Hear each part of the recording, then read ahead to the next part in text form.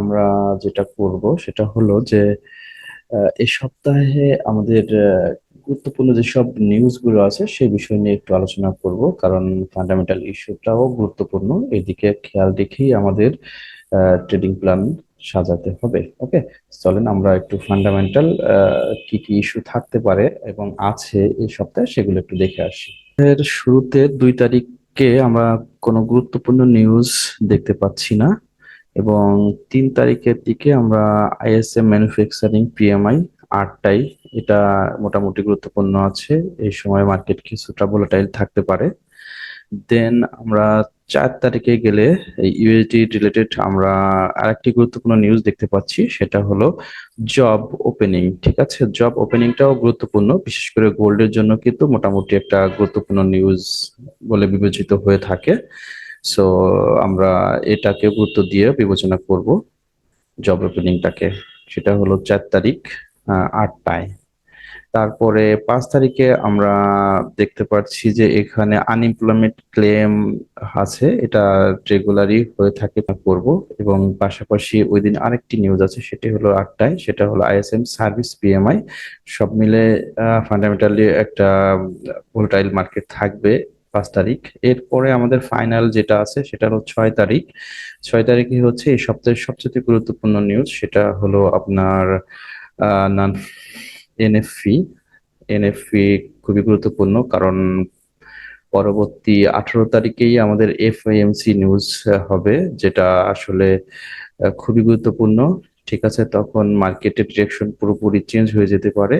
So তার আগে NFP হয়ে থাকে, এনএফপিও একটা নির্দেশনা থাকে যে আসলে রেট কাট হবে কি না। এই জন্য এনএফপিটাও গুরুত্বপূর্ণ, পাশাপাশি আনএমপ্লয়মেন্ট রেট আছে। সো বলা যায় যে মোটামুটি এই সপ্তাহে ফান্ডামেন্টাল নিউজ ভালোই আছে আমাদের। ফান্ডামেন্টাল যে ইস্যুগুলো আছে সেগুলো মাথায় রেখেই আমাদের টেকনিক্যাল অ্যানালাইসিসটা করতে হবে। আরেকটি বিষয় আসলে গুরুত্ব দিয়েই বলা উচিত, সেটা হলো যে বর্তমান যে পরিস্থিতি আসলে বিশ্বে চলছে, তাতে আমাদের আসলে ডলারের উপর আস্থা রাখাটাও কষ্টকর। এর পাশাপাশি আমাদের 18 তারিখে এফএমসি নিউজ পাবলিশ হবে, ওখানে একটা রেট কাট হওয়ার সম্ভাবনা আছে। হ্যাঁ, দেন হচ্ছে মার্কিন নির্বাচন আছে। সব মিলে আমি ব্যক্তিগতভাবে বলবো যে ডলারের পক্ষে থাকাটা আসলে দীর্ঘমেয়াদীর জন্য যুক্তিসঙ্গত হবে না। এবং ডিএক্সওয়াইও কিন্তু দীর্ঘদিন যাবত একটা রেঞ্জ ফলো করতেছে। এখনো যদিও সেই রেঞ্জটাকে সে ব্রেক দেয়নি, তবে পসিবিলিটি আছে যে ডিএক্সওয়াই ব্রেক দিতে পারে। যদি মনে করেন 18 তারিখে রেট কাট হয়ে থাকে, তাহলে কিন্তু ডিএক্সওয়াই এই জোনটাকে ব্রেক দিয়ে দিবে। সেক্ষেত্রে আপনার মোটামুটি গোল্ড বা ইউএসডির বিপক্ষে যেসব পেয়ার গুলো আছে সবগুলো কিন্তু প্রচুর হাই হতে পারে। সেক্ষেত্রে একটা বড় ধরনের সম্ভাবনা আছে কিন্তু। হ্যাঁ, কারণ ডিএক্সআই হয়তো একটু কারেকশন হতে পারে, 18 তারিখের আগ পর্যন্ত ডিএক্সআই পাম্প করে উপরে যেতে পারে। সেক্ষেত্রে আপনার গোল্ড, অন্যান্য যেসব পেয়ার গুলো আছে ইউএসডির বিপরীতে, সেইগুলো কিন্তু সাময়িক একটা ডাউনে আসতে পারে। আমি ব্যক্তিগতভাবে মনে করি হয়তো ডিএক্সআই চার্টটি সর্বোচ্চ হয়তো এই লেভেল পর্যন্ত আসতে পারে, দেন এখান থেকে সে ফল করার পসিবিলিটি আছে। ঠিক আছে, তো এইসব মাথায় রেখেই আমাদের ট্রেড প্ল্যান করতে হবে। আহ, যেহেতু আমাদের ডিএক্সওয়াই বা ডলার ইন্ডেক্স একটা গুরুত্বপূর্ণ পার্ট ট্রেডিং এর ক্ষেত্রে, আমি মনে করি যে এটা অবশ্যই আমাদের বিবেচনায় রাখা উচিত। ঠিক আছে, চলেন আমরা গোল চার্টে দেখি আসলে কোন কোন পজিশন থেকে আমরা বাই সেল ওপেন করতে পারি। আসলে গোল্ড চার্টটিকে ভালোভাবে লক্ষ্য করলে বোঝা যাচ্ছে যে বর্তমানে গোল্ড মার্কেট কিন্তু একটা রেঞ্জের মধ্যে চলাফেরা করছে।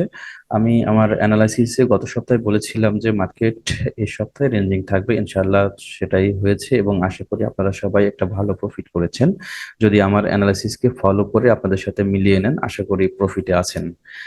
আমরা আজকের অ্যানালাইসিসে এই সপ্তাহের জন্য কি হতে পারে, এবং আগামীকালকে যখন মার্কেট ওপেন হবে তখন কি হতে পারে, এবং কোন কোন লেভেল থেকে আমরা আসলে বাই সেল করতে পারি সেই বিষয় নিয়ে একটু আহ, দৃষ্টি দিতে চাই। সেটা হলো যে আমরা আগের যে লেভেলটা আছে আমাদের, যে 32 থেকে 25 এই জোনটা যেহেতু ব্রেক দেয়নি, আমরা এই জোন থেকে এখনো আসলে আবার সেল নিতে পারি। ঠিক আছে, যতক্ষণ না আপনার 32 কে ব্রেক না দেয় ততক্ষণ আমরা এই জোনে যতবারই মার্কেট আসবে তখন সেখান থেকে আমরা সেল ওপেন করব। তবে অবশ্যই এসএল দিতে হবে, 32-এর উপরে এসএল দিয়ে। ঠিক আছে, তাহলে আমরা 32 থেকে 25 এই জোন থেকেও সেল নিতে পারি। নেক্সট আর একটা জোন আছে, সেটা হলো যে যদি মার্কেট ওপেন হয়ে আমি একটু ইন্ডিকেট করে দিই যে এইভাবে এদিকে যায় যে এখানে এবং কোনো রিজেকশন পেয়ে থাকি, দেন আমরা ওখান থেকেও একটা সেলস ওপেন করতে পারি। ঠিক আছে, তাহলে দেখা যাচ্ছে যে আমরা দ্বিতীয় যে আমাদের সেলস এর আরেকটি জায়গা আছে সেটা হলো, আমি একটু বলে দেই, সেটা হলো 17 বা 18 থেকে আপনার 12 এই জনের মধ্যে যদি আমরা মার্কেটের কোনো রকম রিজেকশন পেয়ে থাকি, আমি আবার উল্লেখ করি, সেটা হলো 17 থেকে 12 এই যে যে জোনটা আছে এই জোনের মধ্যে মার্কেট কোনো রিজেকশন অথবা কোনো ক্যান্ডেলস্টিক কনফার্মেশন পেয়ে থাকলে আমরা এখান থেকেও একটা সেলস ওপেন করতে পারি। ঠিক আছে, আর যদি মার্কেট ওপেন হয়ে যদি এখান থেকেই রিজেকশন দিয়ে থাকে, বর্তমানে যেখানে আছে 2504 বা 3 এই লেভেলকে ক্রস করতে না পারে, এবং এখানে আপনার কোনো ক্যান্ডেলস্টিক কনফার্মেশন পেয়ে যায়, তাহলে আমরা স্বল্প টাইমের জন্য স্বল্প এসএল ব্যবহার করে এখান থেকেও আমরা কিন্তু সেল ওপেন করতে পারি। ঠিক আছে, এখান থেকে সেল ওপেন করে আমরা মোটামুটি একটা প্রফিট এখান থেকে দিতে পারি। আর বায়ের ক্ষেত্রে বলবো যে আমি, সেটা হলো যে আগের আমাদের যে জোন ছিল সেটা হলো আপনার 2480 থেকে 70, যদি আমরা এই জোনের মধ্যে মার্কেটকে পেয়ে যাই, ঠিক আছে, এই জোনের মধ্যে মার্কেটকে পেয়ে গেলে আমরা এখান থেকেও একটা বাই ওপেন করতে পারি। 70-এর নিচেই আমাদের এসএল দিতে হবে, এসএল দিয়ে আমরা এখান থেকেও কনফার্মেশন পেলে বাই যেতে পারি।